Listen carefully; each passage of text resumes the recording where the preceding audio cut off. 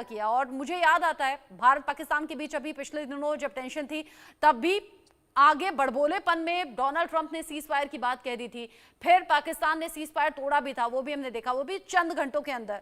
क्या सेम वैसा ही होता हुआ नजर आ रहा है? और क्या ये सिर्फ क्रेडिट लेने की होड़ है कि बिना किसी बेस के बेसलेस बातें ट्रंप की तरफ से कर दी गई और अब भड़क रहे हैं दोनों ही देशों पर?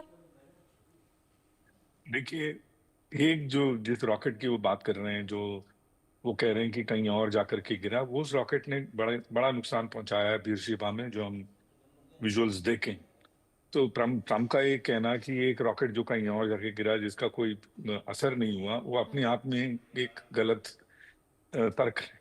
और उसके खिलाफ अगर इसराइल ने एक्शन लिया है तो वो फिर ट्रम्प की बात की मायने क्या रह गई?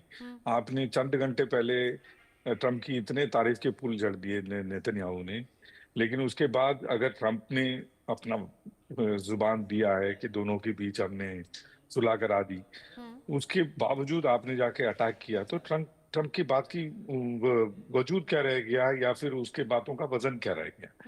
तो आपका क्या ट्रम्प को नीचे दिखाने का ये एक सोच था, ये अपने आप में एक बहुत बड़ा सवाल है। ये आने वाले दिन में समझ में हमें आ जाएगा, अगर ट्रम्प और नेतन्याहू के बीच अगर फूट इसी तरह बढ़ता जाएगा जैसे इलॉन और ट्रम्प के बीच बढ़ता गया।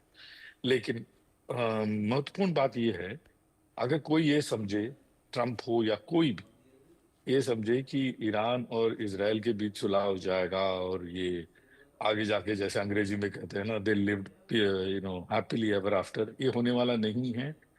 क्योंकि हर ईरानी के जहन में ईरानी के जहन में ये है कि किसी तरह इसराइल खत्म हो जाए। तो अगर आज खमेनी नहीं है, कोई और आएंगे, उनको हटा दिया जाएगा तो तीसरा कोई आएगा। लेकिन सबके जहन में यही रहेगा कि कब हमारा न्यूक्लियर वेपन बनेगा और कब हम इसराइल के खात्मा करें। तो ये समझना कि ये कोई एवरलास्टिंग पीस है, या अपने आप में गलत तर्क है। तीसरा और सबसे महत्वपूर्ण बात यह है, जो 400 किलो के आसपास ये लोग यूरेनियम जो फोर्दो से निकालने की बात कर रहे हैं, वो कहाँ रखा है, पहली बात। और दूसरी बात, क्या उस पर अटैक नहीं होगा आने वाले दिनों में अमेरिका द्वारा या फिर इसराइल द्वारा, या दोनों मिल करके? ये भी तीसरा सवाल है। तो आने वाले दिनों में शायद ये तीनों चीजों पे हमें क्लैरिटी मिलती